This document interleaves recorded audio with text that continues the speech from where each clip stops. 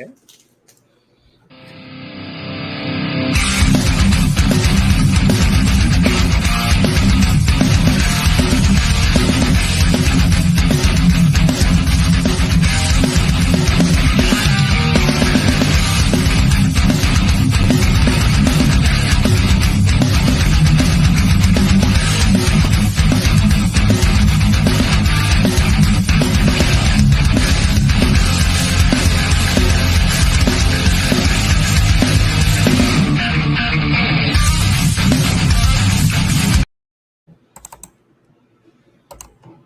Oh, no one's going to speak. All right, I'll do it. Ladies and gentlemen, welcome to this UPR Special.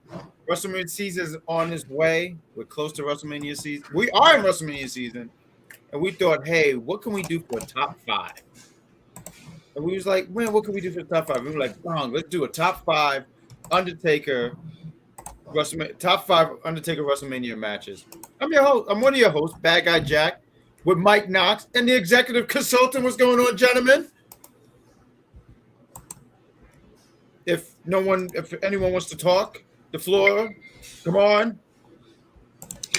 Well, you don't want to have me muted. I didn't do nothing Before it started. You did everything, but hey, I'm here. Top 5. What's this? Top 5 WrestleMania matches of all time. Kind of done this before. No. What is it? No. What is it? Then what is it? You supposed to host the show. You say no. I'm not hosting the show. Ron is hosting the show. Let's do a show, and then don't tell them about who's running it. Like Ron is running the show. I am running it. So let's run it back. Let's run it back. We're doing a top 5 Undertaker WrestleMania matches that he's had. I mean, Undertaker. I can't read. No, you can't. Apparently not. I'm glad that not at all. That was tremendous. Undertaker. I mean, for the longest time, we've heard, Shawn Michaels. He is Mr. WrestleMania, right? Like he is Mr. WrestleMania. When it comes time to perform on those lights, no one can touch him. But Undertaker has really put on quite a bit of matches, a nice catalog of matches, and we get to pick 5 of them. So, and I'm looking in the chat right here. We got Julia says, Mark Calloway. Here I am. I can't read. Mark Calloway came to my job yesterday. That must have been interesting. He came to her job yesterday. Me, Mark Callis. We got Mitt, and he says, "Sup, fellas, what's going on?" We got the Wrestling Doll. Hello, my UPR fam. You got this. Thank you. We do got this. And I wanted to join join the ring. Listen, and you guys in the chat, tell us what your top 5 Undertaker matches. I was running. If I could just talk a little bit, which I've been doing all this time. I was talking to a friend and I told him my list, and he was like, "Oh, but you should have checked this match out and stuff." So I know our list is going to be different. I can't wait to hear from the executive and you, Mike Knox, because you are for the intelligent wrestling fan. You don't have time for that nonsense. Ooh. So why don't we kick it off with number 5? Why don't you start off the executive, and then Mike Knox, you take the floor. Mike can go first. You just say executive, so Mike can go first. Let's do a show. I'm ready. 8:00. I mean, he's still the one looking for the stuff that he needs to do to try to make himself sound like he's all the. Hold on, where's it at? Where's my pen? Hold on, drop it. Oh, you gotta get the pen. Executive consultant, kind of a thing. You know, got my thinking cap on. I can't disagree with your logic, so I'm just gonna be quiet. I see exactly what he's doing. I cannot disagree with his logic. He might be right in that, ladies and gentlemen. He might be right. It's not a might be in it. And then even Ron, who's hosting the show, the host is supposed to start and where he goes. And then he tells you where to go. And then anywho, it doesn't matter. But you know what? I'll take the floor first. No. I don't mind taking the floor first. I see what the executive's doing. Mike, why don't you take over after? Because this is going to be a really fun conversation. Like I said, everyone's list is going to be different. We're talking the top 5 here, ladies and gentlemen. Top 5 Undertaker matches. And I'm going to start with number 5 for me, which might have. We talk about matches, right? And I think sometimes when we think about matches, you think about the work ethic in the match, and we think all this stuff. But I want to talk about the moment here in this particular top 5 WrestleMania Undertaker. Top 5 Undertaker WrestleMania matches. Easy for me to say. My tongue got in the way. Sure. I know. I wasn't even sure. Jack, up here, Jack swaggering things. Don't do that. Don't you ever? I was a huge Jack Swagger mark. I really was. Not embarrassed. Did you pick him in 2K22? No. He's not in 2K22. Can't be too big. Can't be too big then. But I'm gonna go with for number 5 for me. It was hard. I do want to say honorable mention because when I told my friend my list, he was like, "Oh, why didn't you pick this?" Only because I never actually saw the match and I heard how good it was. Undertaker versus Edge. I think that was WrestleMania. I know it was an 08. I just forget the number. It's hard to keep up with all these numbers. 24. That's why I'm bad with Jordans when they talk 24. About Jordans. Huh? There he is. 24. Look at him. He knows there it. We go. He knows it all. And I heard how great that match is, but I did not watch that as I was making this list. So I'm going to go with number 5 for me was WrestleMania 30. And not because of the match itself, but just the moment that it created. I mean, I just thought I could see everyone giving me that look. And look, that's a good match. I don't know if it really was that good of a match. Especially was it though? Was that the one in Arizona or LA? No, that's one New Orleans. New Orleans. We're talking WrestleMania, and we should. Did you just know me? Did you just know me with a WrestleMania fact? Yes, because he said WrestleMania 30. Yes, he said Edge and.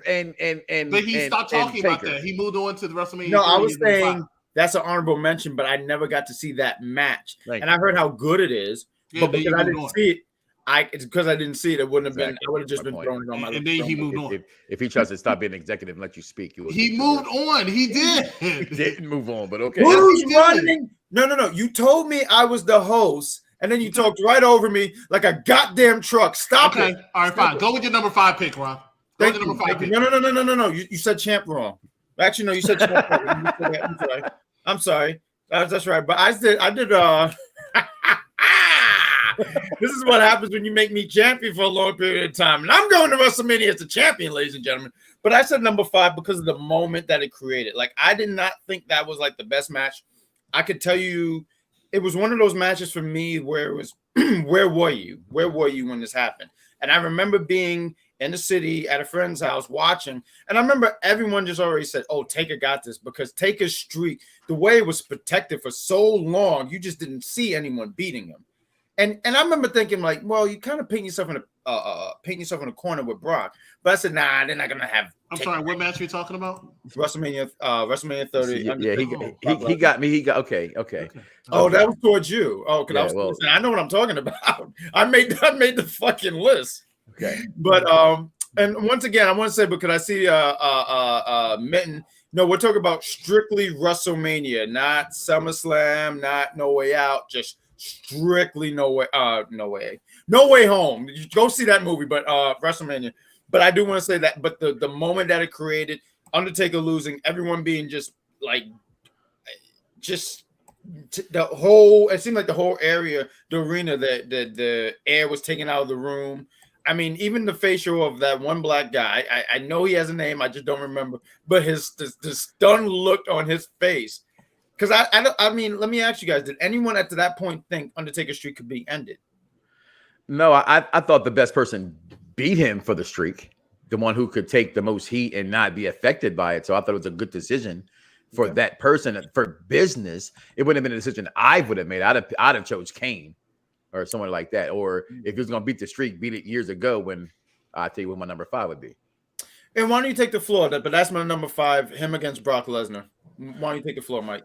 So with that in mind, I gave the caveat because I love the moniker, the Legend Killer. Oh, and I thought that if anybody was going to beat the streak, I thought it was perfect for Randy Orton to do so in that moment. And not just that, the build up to it, just the match in itself, young Orton and Taker still, can move around in his ring. It was actually really, really good match and really good storyline. And again, this is coming from a non-Taker fan. I just respect the Undertaker. It's that kind of thing where, like, you have that guy. It's real to me, damn it. That's me. You respect his body of work. I respect his body of work. So for me, number 5, Orton. I think what WrestleMania was that, Chris? Because I know you know. That was WrestleMania 21. 21. Okay, yeah. 2005. LA. It was LA, Hollywood. It was LA. Okay, yep. All right. So that was a good one. That was really I'm so mad because you took one of my lists, but that was a really. I'm quite sure we're going to take lists. It's going to be probably about the order and where they are, if they're even in there. But if they're in there, it's probably about just the order. So you would think it'll be a little bit different because the Undertaker's had 27 WrestleMania matches. Yeah, 27. A lot of them. But I think a lot of them, what most people would consider his best work, would have been the last 15. I know personally the streak to me is overrated in far as the opponents that he has beaten up until the, and he's had multiple opponents multiple times. So for me, that's to me, I get the streak. I respect all of the streak means and matters to that fan of that wrestling side of it. And I get it. It was a wrestling record. See how that sounds? So it was exciting, but it should have been broke years ago with Orton at WrestleMania 21 to me. So that was such a really good match, though. Like, that was so great. And when you say that, right, I don't know if he should have ended it. And I think at that point he did want the streak to end, because I remember reading some stuff back, like Dirt Sheet or whatever, and he wanted people to end it, and people were like, nah, they didn't want to do it. And I think Orton, cause I know I heard Kurt, but I think he wanted Orton to do it, and Orton turned it down, because the way the streak was presented, it was such a big. Do you remember? We were talking about 2K. I think it was 2K14, and they had that as a mode where end the streak. I think I do remember that. Yeah, it was very difficult. It was super difficult because Undertaker would just beat the shit out of you outside the ring, and he would, if you got him on the ground, he would just get up.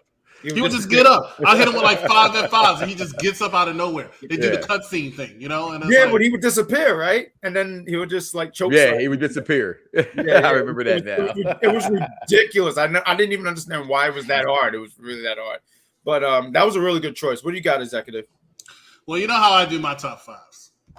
No, I don't. I'm new to the program. For those who don't know, you'll realize what that is, please. Okay, so I can't just, when you're in the world of wrestling, nothing is ever subjective enough to say 1, 2, 3, 4, 5. It's hard to do, especially since we're how many years into the business. So I can never do a true top 5. I have to have some honorable mentions. So I'm going to bring out some honorable mentions before I go to. You know why I hate when you do that? I'm sorry, because your honorable mentions be people's stuff. So you be having like, it'd be one thing if you have 1 or 2 honorable mentions. You be having like 5. That's the whole damn top 10. Probably.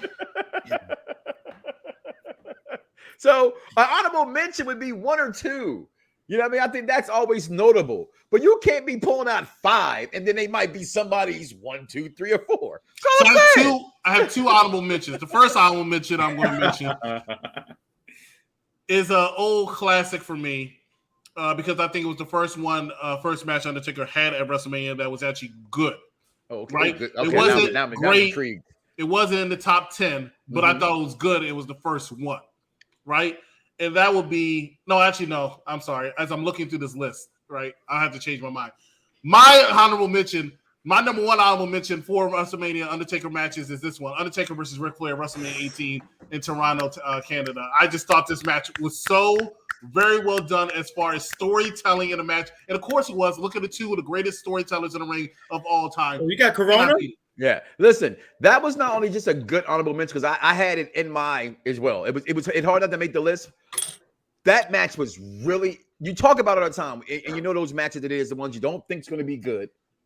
That happens to be good, and that was one of those in-ring matches in that way. This was definitely one of them. It was just really, really good match.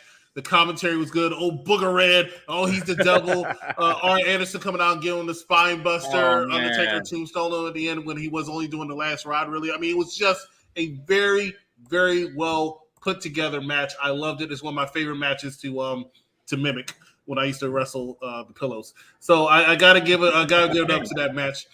The last I don't want to try to do, and I'm trying not to go into too much detail because that's what the top 5 is for. Low-key, really underrated match. I think it should have been the main event, in my opinion, the WrestleMania 23 in Detroit, Michigan, and that's the Undertaker and Batista for the World Heavyweight Championship. I thought this was a very good match between 2 big men who, if you look at that match, you could tell they were angry at the fact they weren't the main event because they were actually built up to be the main event. They were.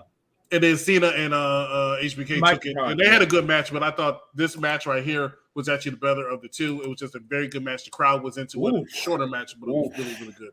Okay. All right. My number 5. It's really difficult for me because I loved all 5 of these matches, I'm going to say. So it's hard for me to pick the order. If you ask me next week, once again, I say this a lot. It might change, right?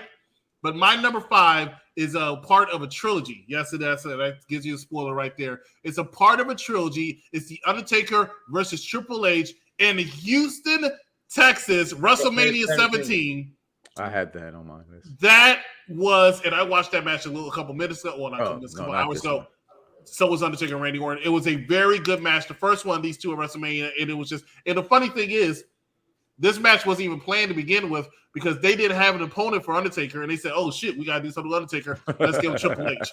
And in my opinion, I can't say they stole the show because of Rock. Because Austin, of course, made a minute of the match. They had the TLC 2 match. I mean, it was a lot of good matches on it, but I always remember Undertaker Triple H. I thought it was a very good match. And they started in the ring, went outside, came back in the ring. It was the first time he did the last ride after being hit in the head a few times from the turnbuckle. It was just a phenomenal match. That's my number 5. Let's catch up with some of these comments because I don't think we've been hitting it, even though I think people just be giving it away. Mark Calloway came. Good job, Julia. What's up, Smitten? What's up, Barb? I want to join to do the rankings. Message me. We'll talk about it. You say you want to join, then you give me your list. I'm going to skip it. You have 5 minutes to message me, man. All right, I'm going to skip your list. You have 5 minutes to message me if you want to be in there. You better speak we got Jay. You got. I can't pronounce my name. I better see the A-Train Big Show 201 the list. Otherwise, I know you're casuals. You know what? I better see you say something like Undertaker Giant Gonzalez. Otherwise, I didn't roll with trolling. What? I know you're a casual. Wow, thank you for picking up on that nonsense of a match. Exactly. So let's go ahead and get to it. Ron, take it away. No, I think that was a great choice. What was that? 2001. And funny because I mean, and not even funny, but like the spots and everything that they were doing. Wasn't that the match where he choke slammed Triple H off? Like they were like in the audience and he choke slammed him on the thing. Yeah, that was cool. Oh, we got I don't think this was a WrestleMania match at all. Yokozuna versus Undertaker. No, we're talking strictly WrestleMania here. I knew it was Charmaine that said that. I didn't even have to look up, and I knew it was Charmaine that said that. No, that was War Rumble 1994. Jeez, there you go. You know, one of you guys already said one of my number 4, and if I could talk a little bit about it, this match was the first match that made me realize that there was a streak going on. Like, when it comes to stuff, I feel like that's giving it away, right? No, go get it. But I am go getting it, Mike. Mike knocked around the block, baby. You could catch him on Mondays at 6 p.m. One thread for the intelligent wrestling fan. That's what I do. I hype up people. Someone shared something. I heard that. But a lot of shares right there. But this match was the first match where I realized that there was a streak. I remember this in 2002. I was in junior high school. I was in 8th grade, and it's Undertaker against Rick Flair. So this match, I mean, I remember seeing Rick Flair just defeated Vince McMahon at Royal Rumble. Rick didn't have a match at that point. I think this because WrestleMania could go between March and April, so this one was in April, I believe. And you know, like you see Undertaker and Flair, they're going at it. Flair's the old, and I remember a lot of Flair stuff from because I was a WCW guy growing up. So I was sitting there saying, man, you know, were we? Old. Yeah, I was a WCW dude growing up, man. Like I was a WCW guy. Issues. Yeah, I know because we're friends. But you jerk. But you know, Ric Flair against Undertaker. I mean, this match, and they had this little bells and whistles and stuff like that, you know, from it being like hardcore, not even hardcore, but what was it? No disqualification match, Flair bleeding, and you know that look of him bleeding and the blonde hair, Arn Anderson coming out of nowhere, hitting the spine bust out of nowhere, and at this point, like I said, I did not know of a streak. I thought nothing of it. But you mentioned it, one of you guys mentioned it earlier, when he went for the last ride, I looked like, and it's so funny looking back at it, because Flair looked like he was like, when he went for the last ride, Flair looked like he said no. Like, he I remember that. I remember that, yo. Oh, no. He did. He actually did. That's right. He said no. And that's why they went for the tombstone and finish, because it wasn't originally so cool. And one of the things I thought that was so cool, because when Undertaker came back, so I remember the Dead Man stuff, right? But I remember a lot more of the American Badass. And he pretty much gave up that whole Dead Man like gimmick. So when he hit the tombstone, I was like, oh shit, that's kind of a callback. And when, you know, when he did the pin, he pinned him, and I feel like this is his best thing, when he had the Limp Bizkit rolling. And you know, when he does the, rolling. Yeah, rolling. I mean, that was so 2000. Like it's so 2000. I feel like kids don't even know who Fred Durst is. Absolutely not. No, not at all. They were like, "Oh, you mean the Bart Simpson?" But like when Undertaker put the 10 fingers up and he did like this, and JR said 10-0, 10-0. I was like, that was the first time anybody noticed. That's the first time Undertaker noticed, actually, because he said he didn't even know until they brought it to his attention before WrestleMania that night. He's like, "Oh, I never have lost at WrestleMania." I think he said JR was the one that brought it to his attention. He did not know, and then that's when they decided to go with it and make it a thing. Yo, there you go. But I got to go with number 4. I mean, it might be just because I was a kid and watching it, and this was like one of the first matches I thought Undertaker looked. It's funny. Rick Flair shared this on his Instagram when he was congratulating him being inducted in the Hall of Fame. So that's He said he was not. He was so thankful to Undertaker during this match because honestly, I watched a lot of the shit. So he was talking about how he did not feel like he was mentally ready to be in this match. For sure. He couldn't even get through a lot of the spots, but Undertaker got him through it. Like there was one spot where he was supposed to do his flip over the turnbuckle thing, and he couldn't do it. So Undertaker picked him up and said, "You ready to try this again, young man?" And he went on and he was able to do it. It was really, really good. And then after listening about that, and I watched the match back, I said, "Oh, I can see certain spots where you can see where they're talking to each other, including the last ride thing." He's like, "I can't get up there." Ric Flair was like, "How about no?" But Ric Flair was How about no? How about no? How about a bologna and no sandwich? Ooh. But like seeing but Ric Flair was not feeling like himself, and Undertaker had to bring that out of him. And I just thought it was a really, really good match. Like that's something that I think that's the thing with wrestling when you have replay value, like video games. We play video games, and if it have replay value, that game is good. So when you have a match, you can kind of I would go back and watch that. So I gotta go with number 4. I didn't mean to take the floor so much, but Undertaker, Ric Flair. Listen, and also I've been drinking wine, so I'm really talkative. Oh, red wine? Red wine? Has it been red wine though? It is red wine. I'm a man of class. I'm a man of class. That's why I have the red cup. All right. Now listen. Again, as I stated, I am not a Taker guy. I respect the guy. So what I love about him most, why I'm so as the guy of him going into the Hall of Fame is because we all look at him as being the greatest character ever created in wrestling. That's the consensus. And if you don't think it, that's the consensus that he's the greatest character ever created in professional wrestling. In the world of where I'm watching 60-year-old Sting, who I was entertained by, jumping onto the. Can I just ask this question? If I could just ask this, growing up or however you want to word it, Sting or Undertaker guy? Because I was more of a Sting guy, but I was a Sting guy growing up, and I'm only an 80s Sting guy. I liked it, the Crow Sting, but I hated that everybody jocked to it so fast because to me it was exactly the Crow. So I can only get into it as far as it being cool, not just being original for me. I to this day will live or ride or die with 80s Sting, the blonde hair. I absolutely love Surface Sting. I get you. Yeah. But watching Sting do these things, watching these older guys do these things, and although he, achieved it, you saw he was kind of hurting from doing it.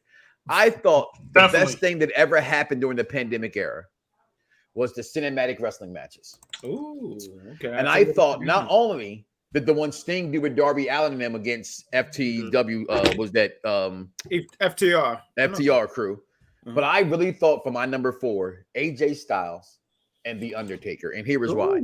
For those who don't think that the Firefly Funhouse was a good match, wrestling is entertainment and # wrestling is storyline. That was a tremendous match. It just wasn't what you want to see. But that match right there, thank you. That was insane to me watching that match. I said, that Taker can last another 4 or 5 years because it's cinematic. And because he's still a character that's respected by people that still respected of being a character, Taker can get away with it the same way I thought Sting could get away with it. So, but not my number 4 was that the pandemic WrestleMania. What number was that? Jesus, 36. 36. Good job. That's my number 4. No, that's not a bad pick. I mean, if I can, but Taker fans might and wrestling fans might not see. I'm different than most wrestling fans. So and that's great, and that's what wrestling fans should be. But let me ask this question: let's say the pandemic didn't happen, right? And we had Taker against AJ. Do you still think that could have been a pretty solid match? Actually, it depends on no, and I'm gonna say no, and I'm gonna base my no off of because of the Taker that I had got the past few years in the ring, right? Like I saw him versus Roman at WrestleMania 35 in Orlando. It wasn't, like Taker should have retired. He's 33. He has to, you know what I mean? So I'm not that guy. Like you have that fan base is like Look at everything. Jeff Hardy. Oh my God. But y'all got fucking Stone Cold Steve Austin. What's the difference? Last time I checked, Stone Cold Steve Austin is a way bigger star than Jeff fucking Hardy. Okay, but I'm here for both of them, but I'm not here for neither one of them. To be honest with you, I don't want to see Stone Cold. What is this gonna do? He's not gonna be in that fucking match. Right. Yeah, I get you. So I like to see Taker in that cinematic way. I think because of his character and guys who have characters like that are still like the House of Black can do that because that their character speaks for it. You know what I mean? Like in the world of professional wrestling, where everybody wants to be kayfabe and everything and be real and honest and who they're dating, and who they're fucking, all that other kind of nonsense. No, cinematic universe can go for a while, and Taker can be respected for it, and a couple of other guys can have there too. So that's my number 4. Good pick. What do you got, executive? And I want to ask you the same thing. Do you think if AJ and Undertaker just had a regular match, could it have been performed? Like, do you think AJ could have brought a good match out of Undertaker? Yes, I definitely think it's AJ. Exactly. And that's what the point of it for. That's why he came back for him, because AJ can create that motion around the ring to be able to do something to make Undertaker look good. Would you still be able to tell the ring rust and everything else and the age on Undertaker? Most definitely, no doubt. But he still would have looked good doing it because AJ would have made him look good. Now, personally, and this is not to negate anything Mike Knox said, because I remember that was at the height, the beginning, when mofos really were in the house. Not just faking it. Yeah. Right, because I think it only happened for like a week, and everybody just stayed in the house. They didn't want to go outside because the T-virus was outside. Would have been fine. So, exactly. But so I'll say that match, that whole WrestleMania, in fact, and I think it gets a lot of hate because, of course, it was empty arenas. Well, not arena, but it was empty thing, sound stage, whatever. That WrestleMania, I thought, was a good time in a bad way. Possibly in the worst, one of the worst eras we can possibly be in it as a country. Planet, really. And they put on a damn good show for some trying times, and it was a good watch. Recorded too. It was recorded. It was recorded, and they made use of that recording because WWE will make use of recording if they have to. But they recorded it, and they put on, and their matches were out of sync, they were out of order. But they did a good job, and this is one of the reasons why. Because even though we were in the middle of the pandemic, and remember what I said, this is the height. This is only this is like the beginning. This for like 2 weeks, right? This is the beginning. People were literally, including me. And I went out in the pandemic before mostly everybody I know, because everybody was making fun of me, calling me super spreader. I shout out to Seed Superior. But I was literally in the house like, I'm not going out. Nobody's coming over. It was just me. And it was a good time, both nights. So I enjoyed it. So shout out to that match. It was a lot better than I thought, simply because of the way they were doing it. My number 4 actually was one of Undertaker's main events. Remember, main event can be 2 things, but I'm talking about headlining main event, as it was the last match to end the show. There we go. And this was the complete reverse of 23, because 23 I said it should have been Batista and Undertaker, and they gave it to Cena and HBK. Yeah, this particular pay-per-view, I thought they were going to give it to, and I understood if they did, I would have been fine with it. To Cena, Randy Orton, and Triple H for the WWE Championship, and I thought that was the main event by far. I thought that was going to be. There was not a doubt in my mind going to pay-per-view. And then when they gave it to you mid-show, and then this match ended it, I was like, oh shit, because I was a bigger fan of this match anyway, because I'm a big fan of Undertaker, I was a big fan of Edge. And they went out, and even though people loved Edge and loved Taker and hated Edge, they were a little drained from the whole night, because that WrestleMania 24 is one of the best WrestleManias of all time, in my opinion. Rick Flair retired. Arizona, right? No, my God. It was Orlando, right? It was in Orlando. Orlando. 24. Okay, I'm sorry. 24. I don't know the numbers, but I know. That's fine.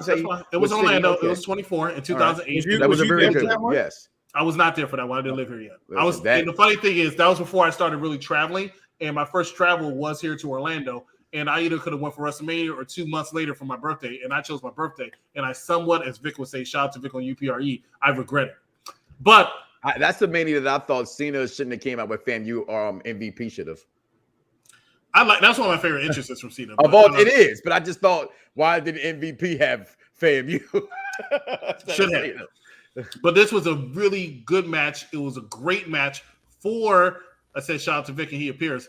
But it was a really good match for this particular pay-per-view. It was just a great match from beginning to end. Undertaker winning, feel-good moment, sent the fans home, all that fireworks. Unfortunately, someone landed on people. But it was just a great time, great show. They actually landed on people? Because I know he got put in the flame a few times. Yeah, it landed on some fans up top, and a couple of them tried to sue, and then Vince said, see, this is a check.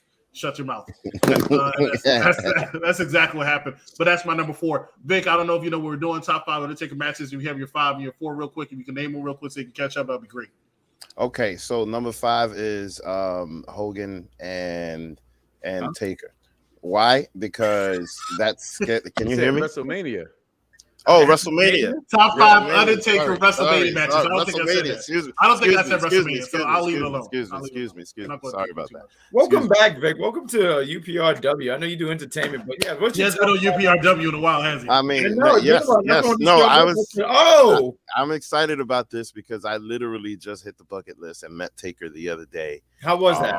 That was amazing. It was nice. The guy. Taker guy. The guy is huge.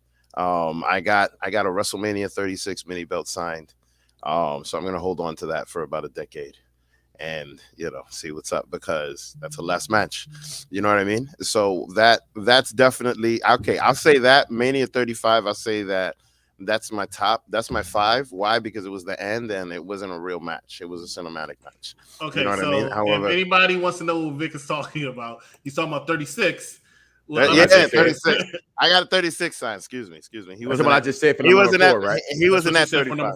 He wasn't at 35. That was my number 4, Vic. Yeah. That was his number 4. Now, who's your number 4, Vic? That's good because you're a Taker guy. I'm sorry. I that means I know I'm an intelligent wrestling fan because I know you're a Taker guy. Go ahead with my badass. Whew. All right. So now I'm on the fly right now. So now so now let's go old school. I got to say King Kong Bundy. So cute. Really? King Kong Bundy, because at the time, King Kong Bundy was that guy that was very, very scary. 11 from Anaheim, California. So King Kong Bundy, when I was a little kid, I was just like, oh man, wow, Undertaker, wow, oh my god, you know what I mean? So it got me excited. Let's see, number. Whoa! You said your number 4. Now you're caught up. So okay, cool.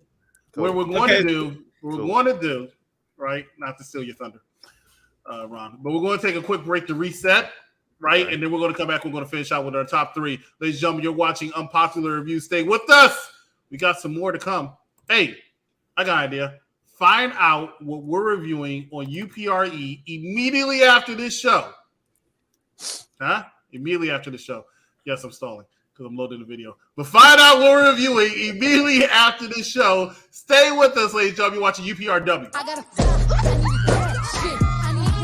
These are my coworkers. Jobs, please. What if somebody calls the cops? And says what?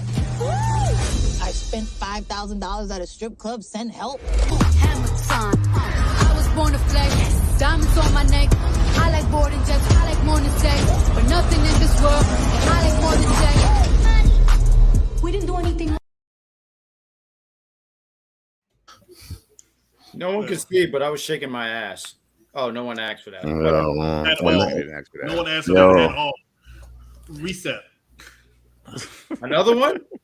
No, reset. Ladies and gentlemen, welcome back to our top 5 Undertaker WrestleMania matches. I'm the champ.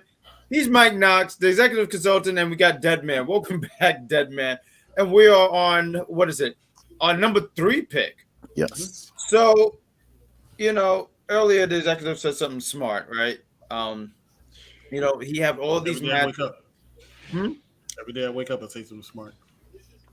That one wasn't, but he has such a long career, a lot of matches, and 27. just kind of dense it to 5 matches was kind of hard. I can't keep up with all of you guys because I feel like a lot of you guys said a lot of my picks, but I'm gonna go with WrestleMania 21, him against Randy Orton. I mean, that was my 5.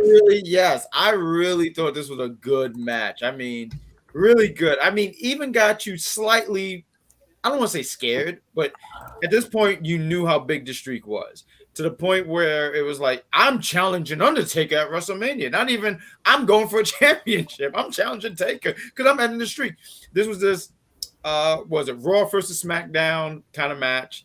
And young Randy Orton, who was just, I mean, a few years prior, because at this point he turned heel for this match, but a few months before that, he was a baby face. But when he was a heel, he was killing all these legends. He had a shirt called the Legend Killer Tour. I mean, you remember that, right? Like the Legend Killer Well, Tour. how could I not? I just spoke about it as my number 5. Go ahead. I wanted to make sure you still with us, Mike. That's all. Oh, But there you go. please. But You the one got had the a red Legend wine. Killer. He had a Legend Killer. It is the wine. That's why I'm so hyper. But he was just beating all legends. And I mean, this was the biggest legend of them all, Undertaker. Couldn't get the job done. Gave a scare. Even had a cameo from just the night before. His father, who was inducted in the Hall of Fame, Bob Orton, came in with the fucking cast. I mean, I don't know how long that man's arm been broke, but he just had the cast hit him, try to help his 45 son. years. Oh my God. And Undertaker kicked out. But I thought it was a really good match, and it was good for Randy too. And it just showed, I think that kind of showed where they thought of Randy. Mm-hmm. You know, putting him in such a high-profile match like that. You know, a lot of times I feel like the wrestling community is so toxic, and it's like if you lose, you're like, oh, they don't know what to do. But this guy won and losing. Like, he looked good. I mean, hitting. And can we talk about that spot where he does the choke slam and Randy just counters it in air? Like, this was before the whole out of nowhere meme, Mm-hmm. you know, because it wasn't memes in 2005. I thought it was a really good match. So I'm gonna go with Randy on Undertaker WrestleMania 21. I'm gonna go. This is where you start to see that I'm a mark, right? I'm a mark for certain wrestlers. So, little spoiler alert, right? My number 3 will have the number. My number 3 will also be in my number 2, or in my top 3. So 2 of the same guys. Anywho, number 3 for me, WrestleMania 27. Triple H, Undertaker. Way better than the first one they had. Taker's has had several opponents on repeat. I think Triple H and him are maybe 4 times. I'm quite sure Chris or Vic will correct me here. What? How many times what they faced? 3. Yeah, they faced each other. It was 4 times. It's a trilogy. To me, this was up there with. It's not their best match. This was their best match, one-on-one. All right, that gives you a caveat as well. What I'm going with later for my number 3 or 2 or 1. But WrestleMania 27, Taker, Triple H, and to me, this what heated up their WrestleMania 28 battle. To me, also was this loss. So again, to me, this was like 2 years of storyline that I was here for. Again, that's my number 3. Where you got your executive consultant? He's a jerk.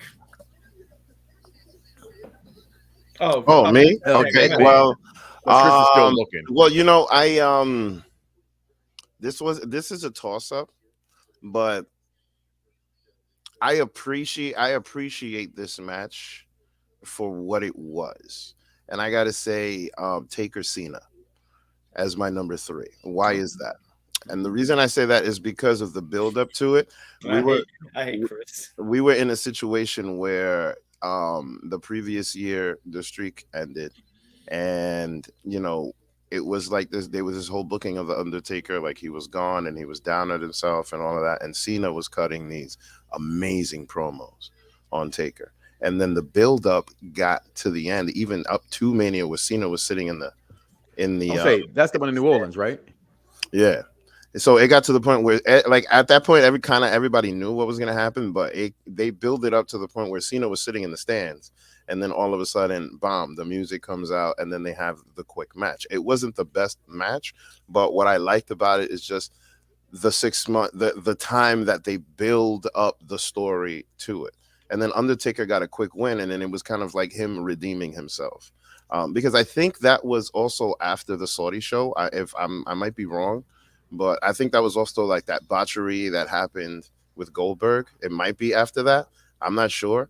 But you know, this match kind of like he kind of like, I feel like he kind of like redeemed himself in this match. And you know, it was kind of like an upbringing of the character again, if that makes sense. And that's why I really enjoyed it. It makes a lot of sense. Not I won't give you, because that's your, as a Taker guy, I have no leg to stand on there. Like I hated this build. This is probably one of the worst matches for me and Taker's in his WrestleMania career. Because in a world where we knew everything was coming, and not just that, I liked the build. I didn't care about the build. It was when he finally got in the ring. It was like what? It was a squash match. Yeah, it was a squash match. It was a squash. The match itself wasn't necessarily all that to me, but I mean, when it comes to Cena, he's one of the people that I respect the most when it comes to being on the mic. Because the guy's just got classics, bro. The guy's just got classics on the mic. So like that build with Undertaker, it in my opinion is up there with CM Punk. Like, because the shit talking that was going on was amazing. And I really appreciated it, you know. Even though like there are other matches that, you know what I mean, but I got two more that I think were better. But like, you know what I mean? Yeah, I gotta say that because yeah. Fair enough. No, it's fair enough. What do you got, EC? I hate to agree with somebody who picked this as the number 3, but I'm gonna have to pick it as my number 3. I was there. I actually talked to Ron about this earlier this week, but I was actually there, and I think for the same reason that Vic picked this match is the same reason that I picked this match. I was there. That was 27? 27 in Atlanta, Georgia. Yeah. I was there, and I can tell you because everybody shits on this WrestleMania saying it's one of the worst WrestleManias of all time. Is it? I don't know. I don't think it was as bad as people make it out to be. You were there. It's different on TV. It didn't come off exactly. right. But that WrestleMania made me a fan of Miz. That entrance made me say, okay, great entrance, which a lot of people like. The Rock's entrance at the beginning, the roof building, everything was shaking. Yeah. Like literally shaking. I can imagine. Right? Punk and Orton had a pretty good match. I mean, and then this match right here, and I'll put it up again, this match right here between The Undertaker and Triple H was full of emotion. That's what's missing, I think, in a lot of wrestling today, unfortunately. Right? People say that they'll have a match and don't have good storytelling in that match, but it does not have the storytelling as some of these matches. Let's be real, we're talking about Undertaker WrestleMania matches as the next 3 matches or 2 matches we're going to talk about. Let's just be real. The storytelling in this match. I was telling Ron earlier that when I was in Atlanta and there was a spot where Undertaker was getting his ass whipped by chairs and just getting beat down, and then Undertaker got put in a tombstone, that entire stadium grasped their breath because we all thought the Undertaker streak actually, for the first time, in my opinion, was legitimately over. Legitimately over when he got tombstone. That was a really good false finish. Even Jim Ross, I think, was, and I remember he used to say all the time. I remember that. He didn't like to know. He didn't like to know. He doesn't like to know the ending. So I don't know if he knew this ending or not. But even he said the game said it was over, and I would have said, "Oh, absolutely." And that's how I felt. It was over. It was done. They did the classic old guys about to lose and go retire in the sunset with that.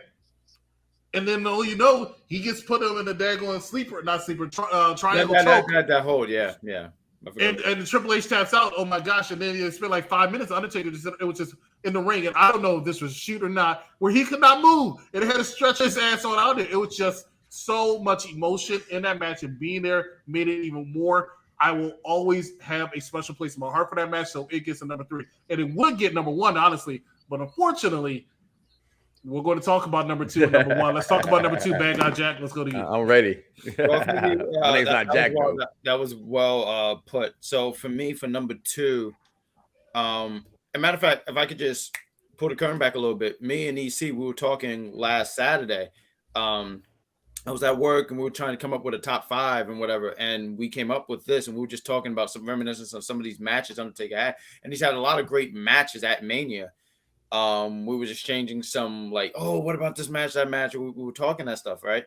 So for me, for number 2, because I said for me, I like stuff in the 90s. I can't really. I saw some of the stuff, the replay value of some of the stuff that he had in the 90s. You know, him against Sid, Diesel, King Kong Bundy. Believe it or not, I learned that because of. I learned that because I played 2K. I remember one of the 2K games, I had to fight King Bundy. I said, "What are you doing here?" So it's so some of these matches I saw replay, and some stuff. I remember the Big Bossman one in 1999, and I as a kid I was like, "Huh?" So I always say, like, I felt like, I don't think you said this, Mike, like in the last 15 years, his matches got better. It got a lot better because the streak became advertised more. Just so they had to put on a show. As your world title main event match. That's sure. how it was going. No, for sure. Like I was mentioning earlier, like if you couldn't, as a matter of fact, I think this fits into everything I'm going to say. If you could not be in the world title match, going against Taker was pretty much the world title. And I remember them being a fatal 4-way for this number for the face Taker, and it had Randy Orton, Big Show, Sheamus, and CM Punk. And number 2, I thought to me this was the last good match Undertaker had at WrestleMania, just personally, him against CM Punk. I mean, the match. And there was a lot of story, and the story was, him going against the streak. Unfortunately, Paul Bearer passed. They were able to implement that into the story, and the way CM Punk was disrespecting Paul Bearer, disrespecting the legacy of him. I think that they had a moment where Paul Heyman dressed up as Paul Bearer. I just thought the match was really, really good. I thought it was, and it was hard because, you guys talk about the trilogy that, or the matches that him and Triple H have. I think about the matches him and Shawn had. I mean, it was so hard to top anything like that. I mean, how do you top someone who is called Mr. WrestleMania? So when I saw this match, I was really excited about it. Even seeing the little mark arts where it would be like 20. Was it 19-1? But it would be, because CM Punk would do like this, and see stuff like that. I mean, I was really brought into this match. I thought it was great. Did I think Undertaker's streak was in danger? No, but I mean, just there was a lot of fun stuff going on here, like the spot where he does the GTS and Undertaker counts it into a tombstone, or that elbow drop that they love to put in these 2K games, where you're on the turnbuckle and you're jumping from the turnbuckle to the announcement table. I just thought this match had a lot of good stuff. I don't know if it had the emotion. I can't sit here and say like, man, this match had the emotion, because I knew CM Punk was going to lose, but I knew it was going to be good because CM Punk was so good as a heel. Like, he was really, really good as a heel. And the combination. How good was he? Was he really, really good as hell? I said what I said, Mike. Say what I said. I said what I said. I script my notes. Stay with your chest out. Yeah. But I really thought it was a great match. It was a fun match. And like I said, I thought this was the last good Undertaker match that he had at WrestleMania. So I got to go with number 2, CM Punk. I can say that with my chest out, CM Punk against Undertaker, WrestleMania 29. Mike Knox, take the floor, please. Now, this may get people upset. With the wrestling community, of course. Well, because it's most people's number 1. Okay. And for me, it's my number 2. And there it is. Thank you. For me, it's clearly number 2 to me, because the story, again, I love stories. I don't care what I see it when I see it. I wait till the finished product of the story before I say it was trash. Or I try my best. Anywho, the heaven versus hell that led everything up to it, how it went in. It wasn't their first time doing it. The entrances went together. I had it myself too. You put it up there for me. I had Undertaker's entrance coming in on this, because I just thought that their entrances was just insanely good that day. You know what I mean? And then the match itself was just absolutely wrestling at its finest to me. And if they the way people speak about AJ Styles and how he can go with anybody, and Michaels is that guy. And especially with guys that are legends and trust him. And they put on one hell of a fucking show. And I just cannot ever forget how great that match was with Taker. It was absolutely just amazing. That's my number 2. Fair enough. I like that. Fair enough. Dead Man Walking. Yes. Okay. Let's see. That's a hell of a start. Number two. I think that number 2 for me is the last showing between Triple H and Undertaker. Oh, cool. And why do I say that? Because number 1, Shawn Michaels was involved, and the fact that Shawn Michaels was involved involves about 4 other WrestleMania matches. It involves the frustration that Shawn Michaels has, the frustration that Triple H has, the fact that they even got together. Shawn Michaels gave him a super kick during the match. They were so frustrated to try to beat this guy. DX came together to try to beat him and still couldn't do it. And then at the end of the match, they went up to the ramp and hugged it out. I thought it was amazing, that whole thing. And I felt like that at that moment, it was just a buildup over several years. Because the level of frustration behind Triple H and Shawn Michaels to still not be able to get the job done was amazing. So, just the whole buildup to it, I really liked. And yeah, that's my number 2. Once again, for me, it was already said, but I'm going to mention it anyway, and that is WrestleMania 28, Hell in a Cell match between Undertaker and Triple H. Spoiler alert, I know what Mike's number 1 is. I know what Mike's number 1 is. But let me tell you something. No, we didn't talk somebody, about it. We didn't as talk. somebody who, no, because, realistically speaking, I already said it, like the top 3 is going to be a mixture for almost anybody, right? Yeah. What number Triple H versus Triple H versus Undertaker WrestleMania 20, where HBK is the special referee inside Hell in a Cell, was my number 2 pick. And why do I say that? I say that because I was sitting here. I went to that WrestleMania. It was my second WrestleMania, right?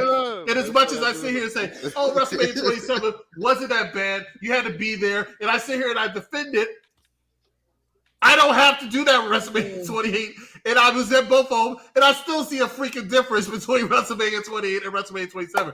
WrestleMania 28, from the moment I landed in Miami, felt like WrestleMania, and it was 3 or 4 days early, right?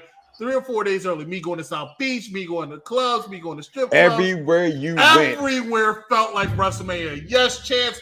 Everything felt I'm sorry, like no, start over. The birth of the Yes birth Chance. of the Yes Chance. They started it. Felt like WrestleMania, right? Then you had Daniel Bryan come out, and he lost. Randy Orton and Kane did not have a bad match. People forget about it, but they didn't have a bad match, and they went out there, they did their thing. Cody Rhodes, Big Show went out there and had their thing. There was a lot to talk about. Then they gave me Undertaker, Triple H, and Shawn Michaels inside Hell in a Cell. There's a Taker guy right there. And it was like a freaking good hour long entrances to them hugging each other at the end. 58 minutes to be exact. I know it's all on YouTube. It was amazing. The atmosphere was amazing. The fans were all into that match the entire time. And I talked about the tombstone that made me feel like it was over. Sir, I saw a sweet chin music into a pedigree, which has ended so many freaking matches in the past. I thought it was over again. They got me again. I was like, damn, Kenny, you got me again. The emotion was still there. The investment was still there. I was exhausted after the match, and I wasn't in the match. But I felt tired. But wait, there's more. They give me Punk and Jericho. And they give me Rock and Cena. He did a sham wow. Like, oh my God, how did you do that? This match was incredible. And once again, I will say one word that's always a key in wrestling. And shout out to Mike Knox because he talks about this on Around the Blocks, Around the Way, Vic. But Around the Blocks on Mondays at 6 o'clock p.m. Storytelling is very, very important in the match. I'm pointing at this guy. And even though The Undertaker could not move as well as he could before, it didn't matter because you had the storytelling, and it was done so well. Shawn Michaels, terrible actor, but acted his ass off that entire freaking match. Wow, the emotion on his face. It was just great. I can't say enough about it. My number 2, WrestleMania 28, Undertaker versus Triple H. Shawn Michaels, special guest referee, Hell in a Cell, Miami, Florida. Awful pick, though. Great pick, but an awful pick because Shawn looks like he's just... Why am I here? But we're at number 1, right? Mm-hmm. Number 1 because we the ones. Can we? No, right? Oh, there we go. We're gonna do that. There we go. That was so disrespectful, Vic. Lord Vic, thanks for coming by. But I love Vic. He's so great. So for my number 1, and it's. And I think that's such the cool thing about these lists because everyone's list is different. So my number 1 is your number 2, Mike, and I'm gonna go with WrestleMania 25 because I just thought that was such a, I don't want to say a pure wrestling match, but it's just, I think there's a lot of elements into it for me. So the entrances, man, the entrants were great. No, the entrance was great, but I also kept this in the back of my mind. I said these guys were wrestling in the 90s. Undertaker obviously kept going. Shawn Michaels retired them 4 years. They kept them apart for a long period of time. Michaels was on Raw. He came back in 2002. He was on Raw. Undertaker was on Raw for a bit, but then they obviously moved him to SmackDown, and they had that little. The first time they ever touched was in 2007 at the Royal Rumble, which we did a top 5 Royal Rumble in the archives. If you guys want to check it out. But that was the first time they touched. But they haven't had a single match in years. And these guys were 2 different performers than they were that late 90s. Mhm. You know, Undertaker, Shawn. I mean, just seasoned vets. And when you got, and I think that was the thing that really excited me. I was like, man, these guys haven't. Something about that was like, man, they haven't had a match in so long. So see what they can do. And these guys put on, I think, almost as close as they could, a perfect wrestling match. It was so good. They had the emotion. They had the. I mean, fans were in it. I mean, there was a spot. There's been quite a few spots. Those false finishes. But if there's really, really good, it can really drag you in. Because some false finishes, you're like, eh. But there's some finishes where you're like, oh, he looked like he was a few seconds off, but he got it. So I really got to go WrestleMania 25 because I thought it was a really good match between them. WrestleMania 26 was a good match between them too. But at that point, to me, I felt like Shawn was like he felt like I had. This was his second. Was it his second? I don't want to say coming, but like, you know, he retired, he came back, he returned. And that's the Shawn Michaels I know. Everyone knows the first Shawn Michaels, the first run he had. I didn't know all that stuff. But the second Shame run, on you who found the wrong game on Excuse me for being a don't be too upset about it. You think most people know his first run, but most people know his second run. That's where the majority of his matches. No, that's just where the social media became more prevalent. No. If you name Shawn Michaels' top 10 matches, I guarantee most of them come from his second run, not his first run. I was saying this for me. I would think about 5-5. Huh? And I'm a Michaels guy. Yes, you always feel need to tell me what kind of guy you are. Thank you so much. I'm a ladies' keep man introducing yourself. But we can actually have we can have a debate on that. We can have it on air one day. Top 10 Shawn Michaels matches. I think most of his matches came from his second run. His second run was actually. I think his second run is better, but his first run is still something I think you should marvel at. That's all I'm saying. He had some good stuff in his first run. I don't want. And I want. Stuff with him and Bret Hart is beyond super great, but yeah, talking about Taker. I guess that was a little keynote there. So I know I felt that, but that was my number one. I'll end it, and then I might take the. Well, it's already been the cat's out the bag, and my face said it all when there's no cat when he meant it with his number 2, and literally for all the same reasons that he said. It's my first WrestleMania. I actually spoke about this on Around the Blocks this past week. We're talking about WrestleMania. And I'm not a Taker guy. I've said that through this whole entire program. But this night, this match, this is when I learned that you need to be at WrestleMania. And to see him come out, and I saw Taker come out at a Raw before. It's a little different. But seeing him come out at WrestleMania, low-key being disappointed it wasn't the best intro for Taker WrestleMania, but didn't care, right? Screaming, losing my voice, Undertaker, Triple H. Like I'm so out of my mind, guys, at this WrestleMania. I actually cheered for John Cena. I know, egg on my face, pick it up. He was one of like 200. No, I was like, I thought it made sense, and then it didn't make no sense. That I thought he would win that match with Rock coming back in Miami, right? But I thought, great story, have him beat him in Miami. You know what I mean? That's what I thought. I thought his story of. I thought he was winning. You know, I thought his story of you were gone for all this time. I thought it panned out, right? But anywho, this WrestleMania, like I said, but this match to me was it's not only my number 1 WrestleMania match for Taker. It's in my top 5 WrestleMania matches, period, of all time, in my opinion. The crowd, the match in itself, like and everything I said, Chris talked about. You're watching the pedigree into a sweet chin music or vice versa, and he kicks out this shit. You see Shawn Michaels in the corner just sitting there like, you know, everything Vic mentioned is well, like the drama. This is the end of an era, which we find out that you fucking liars, right? But the bill was so amazing. It was just so that's what makes WrestleMania. It's the matches you remember going away with. And that's what they better hope they can pick up on for this year because they better make some changes quick. But that's my number 1. It's been talked about twice already, so I'm going to stop right there. But kudos to you guys. Like I said, hanging with Vic and hanging with even seeing Vaughn there, knowing I'm not a Taker guy, that means another notch in my belt, if you will. That man, who you got number one? Number one is WrestleMania 20, Undertaker versus Kane. And the I had an honorable reason mention.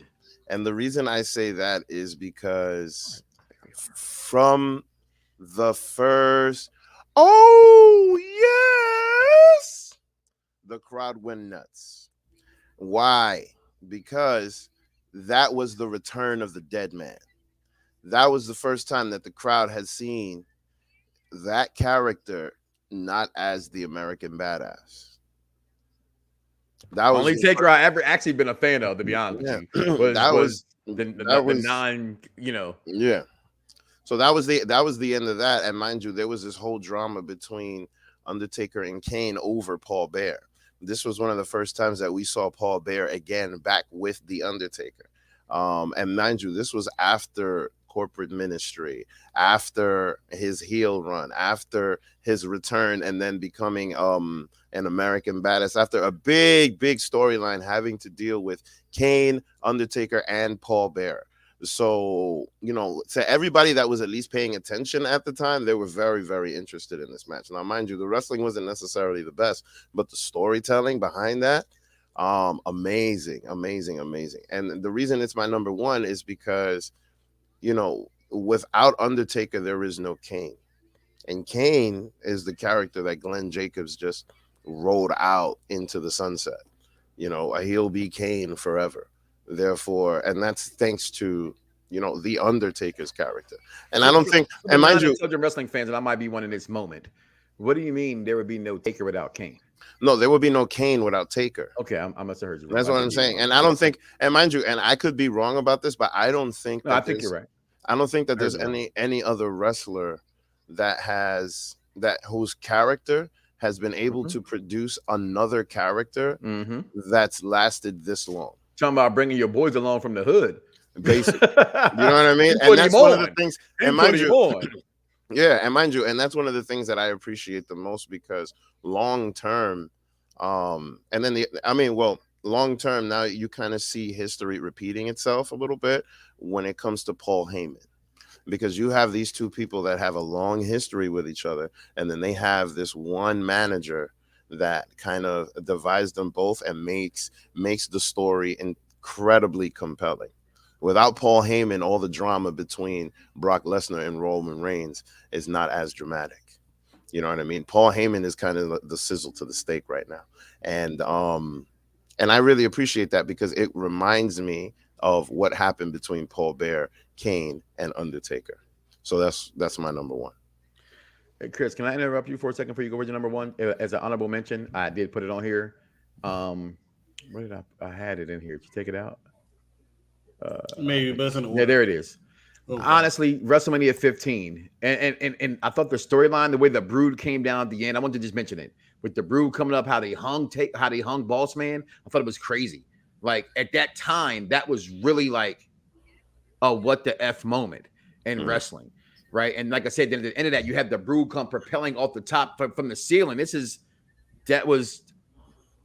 one of my favorite WrestleMania matches for Taker. Just wanted to put that in there, and that's how you do an honorable mention there, executive consultant. No, you do an honorable mention by mentioning something that's good. That was not a good match. I heard some matches I questioned. I saw somebody put this. I saw somebody put this. I heard somebody put this. I don't know what the fuck he was thinking. Well, Vic picked that. Dead Man said that at number 5. I mean, my honorable mention is actually my honorable mention is Psycho Sid. Because you're not helping your case. When he won that championship, that was like the first time. The only time you ever won a championship at WrestleMania. So when I say top 5 Undertaker matches, I'm talking about the actual match. You're talking about moments in your life, right? And I knew you were but storyline are part of matches there, buddy. There's no way in the world you're going to. I'm not talking about that. Tell me this match. Now he's not defending. He can't defend that. Mind you, here's the thing. The building to that was scary, bro. Because King Kong Bundy, you might not be old enough. You might not be old enough to remember how scary. Why do you say that? Why do you say that? King Kong Bundy was very scary. Tell me the storyline going into the pay-per-view. No, the story between him and Undertaker and King Kong Bundy was just like scary, because you thought that King Kong Bundy could beat the Undertaker, because Undertaker was a scary guy after beating Hulk Hogan. Why did Right? King 'Cause Kong it's Bundy want to beat the Undertaker? I don't remember all the details, man. I don't remember. So how was it Because Bobby scary? the Brain Heenan Yeah, I said just- so. I don't That's remember. the totally details. that's totally false. You know how long ago that was, bro? You know how That's- long? Wasn't this like That was 96, 27 years ago. 97 or something like 95. No. 95. Oh, wow. Yeah. So This was early. King Kong thing. Bundy worked for the $1 Million Corporation, right? Yeah. $1 Million Man had beef with the Undertaker, and they stole his urn. Yeah. And King Kong Bundy was the latest person to have the urn, so the Undertaker was trying to get his urn back. I'm saying that to say there was nothing scary about this story for King Kong Bundy. It was scary. It was I not. was a little boy. I was scared of King Kong Bundy. All right. Okay. And I was scared that Undertaker. Okay. Anyway. This shut was up. scarier than this. Of That's all course I it gotta was. say. Of course it was. But you didn't mention this. Hey, What was I the- had- mention this. what's the Why number- you? That was my 5. That was an What's your- early what's your, one. So why don't you shoe fly? You know what? Can you Where's just the give us your ring? number 1, please? Where's your ring? Yeah. from? Yeah, what's your Yeah, number for 1? real. Like, you know what? I'm gonna give him his number 1 right now. Where is that? Here it Where's is. that? There it is. Oh. Here it is. It is The Undertaker versus Shawn Michaels, WrestleMania 25. In my opinion, the greatest wrestling match of all time. This match, I remember the build up for it greatly. You know, I was so scared of. I was so scared of. I was so scared of Shawn Michaels this entire time. He was getting out of tombstones. He was making fire. He was sweet chimneys there. I was just scared. No, really. It was a good match, right? And the build up was very, very good. Okay. Now I want to mention a few things because it was pretty much already said. But the story mode, who's ready to story time with Chris Harris, baby. So I was WrestleMania Royal Rumble 2007. Ron mentioned that they were the last two, had the great two, final two Royal Rumble of all time was great. Royal Rumble 2008, they started, wasn't as impressed, but still, it was good. I remember their old matches, Hell in a Cell, the one that match they had before that at Ground Zero. They had some great matches, and I'm like, wow, no. And I was like, wow, it's been so long. These two are pillars of WWE. Shout out to Pillars. These two are pillars of WWE. One's always been on SmackDown for the most part. One's always been on Raw. They've never touched. They're going to wrestle in 2009 in Houston at WrestleMania. Not Houston. Was it Houston? No, it wasn't. It was Houston. Was It it was in Houston. Texas, right? It was Houston. It was Houston. At WrestleMania 25. Wasn't even interested in a WrestleMania, but I wanted to see this match. That was the only match I was anticipating for the entire time. So here goes the story. I'm watching the match. I'm bored to tears the whole pay-per-view, right? The match before it, I forgot what match it was, so I was bored to tears. But my best friend calls it, hey, Chris, hey, I got arrested, hit some cop car. Can you come pick me up? I said, no problem. I got you after the Undertaker Shawn Michaels match, right? Now, why do I say that story? I say that story because my friends at the time looked at me like I was the biggest asshole in the world. And I said, you damn right. But I paid money because this is not during this is during pay-per-view. Right, this is before this is during $9.99. pay-per-view times. I had to pay money, right? And I really Before watch wrestling. yes. And I really just 2009. I really just wanted to see that match. I said, I don't care about any match after that. I missed the WWE Championship between Triple H and Randy Orton. And I think I might have missed the World No, Title. that was the main. Oh, you mean after, right? Because that was the main. After. But I wanted to see that match. So I left his ass in jail until I saw that damn match. Then I went to go get him. And that's a shoot. You know, I'm not going to lie to you. That's a true ass story. I left him in jail because I wanted to see that match. As soon as the match was over, I dashed out and I was satisfied. It was a great match. It saved the pay-per-view. It was. No, it was a Listen, tremendous. that's his fault he got locked up. So he No, gonna have it to wait. is. You came and got his ass. So. Especially on WrestleMania Sunday. How dare you? Yeah, I think he was coming me. over or something, but he didn't have his license, right? Let me not talk, but he didn't have his license, and he hit a car, and the car happened to be a cop car, right? So he took his ass in, and I was like, "Damn, bro, that's fucked up." I'll see you after the match, and I watched that match, and the match was not short either, but I watched Ladies that and match. gentlemen, let that was be a lesson to you. If it's a wrestling event and it might be one good match, don't get locked up. Don't do that. That's not true. I only did it for that match. I don't see too many matches nowadays I would do that for. That's what I said. If it's a good match. Oh, yeah, it was a good match. Yeah, you. Yeah. If it was an AEW match, you're probably in luck. We got boom. What's this? Do y'all think Bray Wyatt return at WrestleMania? No, Not a chance. Not at all. I do not. I think, we have a little bit of time. I'll say this real quick. I think that Dark Order is about to turn on Adam Page, and Bray Wyatt is going to. Oh, they are. But do you see? Bray Wyatt's going to be that new leader because they don't have a person strong enough to lead that faction for it to be relevant. Adam Page have nobody that moves the leading. needle, and he Exactly. moves the needle. Adam Page is the one that's leading, and he barely moves a needle. The worst AEW champion of all time. It's only been 3. That has not negated my statement. Well, with that being said, gentlemen, I guess real quick, if you guys like what you're saying, please smash that like button, give us a like, love, and share. If you look in the links, you guys are getting ready to do entertainment. What are y'all about to do, Chris or EC? Oh, Hustlers. We are in the month of March, and we're doing Ladies Who Like to Hustle. Shout out to E Boogie for that particular one. And we're starting off with Hustler. She picked this movie starring Jennifer Lopez, somebody I don't remember her name, and other people they highlighted into the promo video, but was barely in the movie. But we're going to talk about that in a couple of minutes on UPR. And you guys can click the link in the description right here, and it'll send you right to the YouTube page for entertainment and also gaming too. Look at this poster, right? There's this chick holding a bag with a dog. I saw her in like 2 scenes. I don't know who's behind the main girl. Mom's back there. She was all right. And then these other 2 in the back. They ain't got my girl in the picture right here, though. My girl from Riverdale. Who's Betty. That? Who? The girl plays Betty in Riverdale. You have to understand, most people don't watch as many shows as you, Mike. I keep telling you this every week, but you think everybody watches. Who's Betty? Who's Betty? Well, Riverdale is about Archie the comic book. So there's Betty and Veronica. Archie and Jughead. Oh, that's what that's. It's just a horrible. It's just a let's get naked and have sex rendition though. It's not the one we grew up off on. Oh, that's what everybody. It's on the CW. It's on the CW. Oh, okay. So it's basically the imagination that everybody had when they were kids, and it's just brought to life. No, it's the imagination you had when you were a kid. Fuck out of here! Everybody used to talk about scared of King Kong Jughead.